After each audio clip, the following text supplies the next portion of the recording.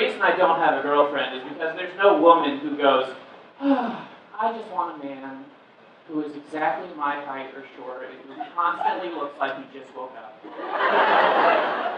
No one, because look, this is where my waist is here, all right? I have like the torso of a normal man, but the legs of a little man.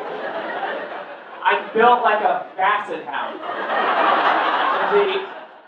I think part of being a comic is you're on stage by yourself. It's not a real ensemble, form. And it's, I don't know, something I realized at a concert. It was just like, I think it's harder for comedians to feel part of a group, or feel like they belong to a group of people, and the way they deal with that is to kind of like comment on the weirdness they see. Words cannot describe the beauty that getting on couches and chairs and bikes is so awkward for me. I'm glad this stool is here because I want to show you something. Every chair I sit in, every chair, it's like, I'm in the big boy jail. I'm sitting with the grown-ups in a big boy jail. I knew that I had gotten over depression, at least significantly. I mean, it's something, it's like a daily thing, just like anything else, but I knew that I had a really good handle on it, at least, when one day I woke up and I was sad, but I was just sad. I just remember being like, how you doing? I'm sad, but, oh man, but I'm not devastated. It's a completely different thing, I can still go about my day, but I'm just in a shitty mood. That's the first time I did stand-up was after a really terrible breakup, and I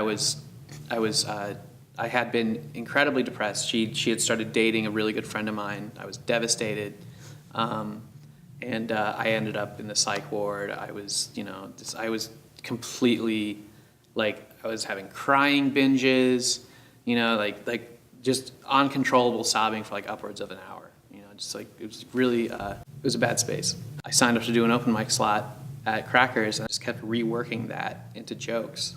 And then that was it. The first time I did stand-up was all about me being super depressed and me being being shitty at suicide, and did really well. Falling in love is like jumping out of an airplane with someone else, and you only get one parachute, and one of you is going to hit the ground, and it's going to suck, and it's going to be extremely painful, and the other person is going to float safely to the ground and fuck your best friend. What I tell people when I talk to them about it is it has nothing to do with how smart you are or willpower. Some wires are crossed wrong, in your head, the same way they would if you were, autistic or an alcoholic or schizophrenic, I am otherwise a normal person. I mean, I was still really sad for a long time after that, but I was able to make that work. I thought that was a good lesson to learn right off the bat about comedy. You can take all of this really, really ugly, hard stuff and kind of weave it into something that resonates with people and is funny. You can turn it into something good, which is why when people say, there's subjects that you can't joke about ever, I just completely disagree, because that's what it's for.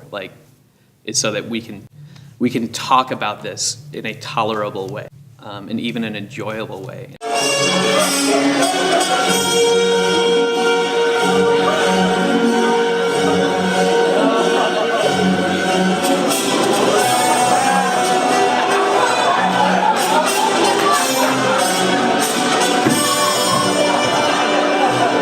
There's something cathartic about the laughter, but I feel like that's just therapeutic, is that you have the catharsis of oh, now we can laugh about this. If it's something that hurts you, if it still hurts to the point where you can't laugh at it, I don't think that you can expect other people to, and people can see that. Audiences aren't dumb. And people are empathetic. That's why everyone hates bad acting.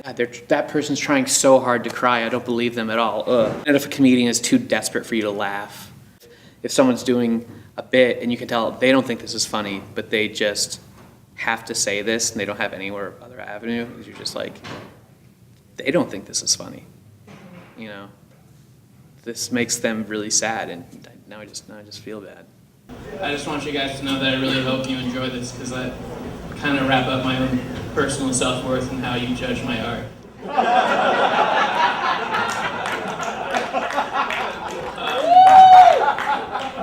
I'm just feeling really vulnerable right now because I asked a lady to come tonight, and I'll never forget what she said. She said, "What?" And then she laughed, and that was humiliating. But I think this will be fun. But I think I'm ready to start this one. My best comedy teacher, performance teacher in general, was a therapist, because all of the things that were limiting me as a performer were the things that were limiting me as a person. They're the things that were holding me back, the things that were making me scared. And I believe that. And when I teach, I don't try to do therapy, but, making a good improviser is great.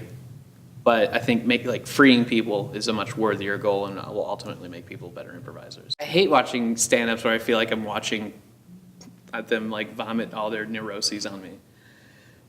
Because there is therapy for that. And comedy can be therapeutic, but don't do it at the expense of the audience. We're not getting paid for that. We're paid to see you.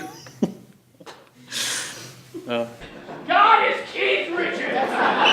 My girlfriend had a conservatory show recently, and there's this sketch where this girl is the joke is that she's on meds and is an alcoholic, and this guy's really freaked out by it. And I was like, God, that's so shitty. It's like you just perpetuated this really shitty stereotype that's